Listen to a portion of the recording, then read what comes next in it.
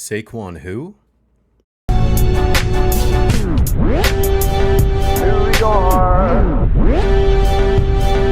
So before we get into the recap of the game, there needs to be a little bit of context. So this game had a little bit of rain. So unfortunately, we couldn't see a whole lot of the New York Giants passing game.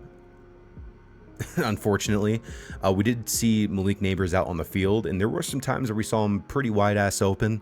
But unfortunately, he didn't get any targets, so nothing really to report there. I know a lot of Giants fans are going to be disappointed in that. But because of the rain, another position group was able to step up, and that being the running back room.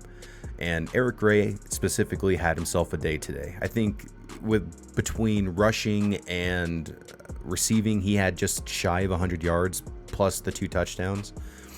So he looked fantastic today. Our offensive line's run blocking looked fantastic today. Even the pass blocking, and I know these guys are just the backups, but it looked much improved. I don't know if it's just the blocking schemes or even just the backups that we have this year, but it was a noticeable improvement. Dante Turbo Miller, that dude cannot be stopped in the open field. In straight line speed, if you're behind him, there's no way you're catching up to this guy. And I think that the Giants are going to have a really hard decision to make, coming down to cut down days of are they going to keep 4 running backs? Because I think, especially in the last couple of weeks, it seemed like the writing was on the wall for Eric Gray, and that Turbo Miller was going to be taking his place as the third running back, while Tyrone Tracy was the second running back. But he made a case for himself today, and I'm happy to see it. These are good problems to have. So the rushing attack was excellent today. Offensive line excellent today. So let's talk about the quarterbacks. Drew Lock was very underwhelming today. I don't know if he was dealing with an injury prior to the game. I know he had to come out due to an injury, but I don't know, man. I don't know if I'd want to have him as my backup quarterback. I would rather give that job to Tommy DeVito. Like, Tommy DeVito just looks like he just has that ability just to make things happen sometimes.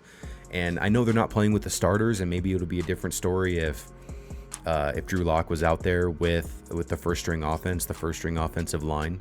But it just doesn't seem like he has the accuracy to be able to whip the ball in tight windows. Whereas, even Tommy DeVito, even if Tommy DeVito doesn't even have the best arm strength, he does have the mobility to be able to run for short yard gains. And watching him for the majority of the game, it was evident to me, and I know the Giants have already made a commitment to Drew Lock, but I would much rather have Tommy DeVito be the backup quarterback behind Daniel Jones. But let's move on to the defense. The defense was awesome today. A lot of penalties, things that we have to clean up. It's preseason, things like that happen. People are trying to earn roster spots. Defensive line looked great. One person I was a little disappointed in was Azeez Ojulari.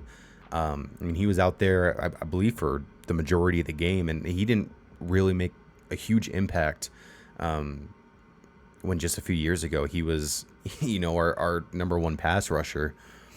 And it really shows that, this team is moving in the right direction, where players that used to be our starters are now playing in the preseason, being second, third stringers. It's just unfortunate because there was a lot of potential with Azeez, and maybe, just first game, there's a lot of time to progress and get better. And maybe it wasn't really a part of the game plan for him to be necessarily a game wrecker, but it just seems like he was getting washed out from the edge a majority of the time, or at least when I was watching him. If I'm wrong, please let me know. I'm sure you will. So Tyler Nubin also looked great. It was great to see him out there after missing some time in training camp due to a calf injury. But you could tell that guy's going to be good. You can just tell he has a really high football IQ. He looked comfortable coming up into the box and making tackles at the line of scrimmage.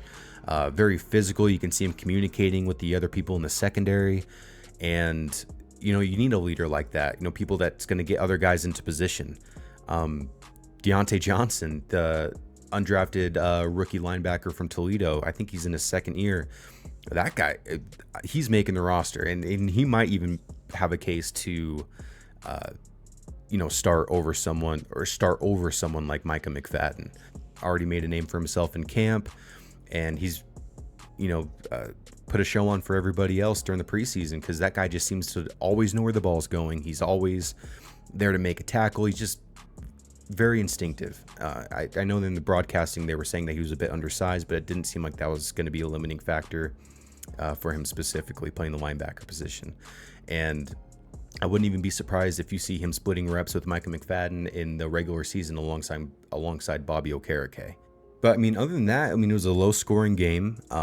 Giants scored 2 touchdowns. We held the Detroit Lions to 3, and the fact that it was there was a lot of rain during the game, it kind of limited the big play opportunities for both sides or for both teams. Hopefully next week we don't have that issue. Hopefully we get to air it out a little bit, and excited. Football's back and we're undefeated. So.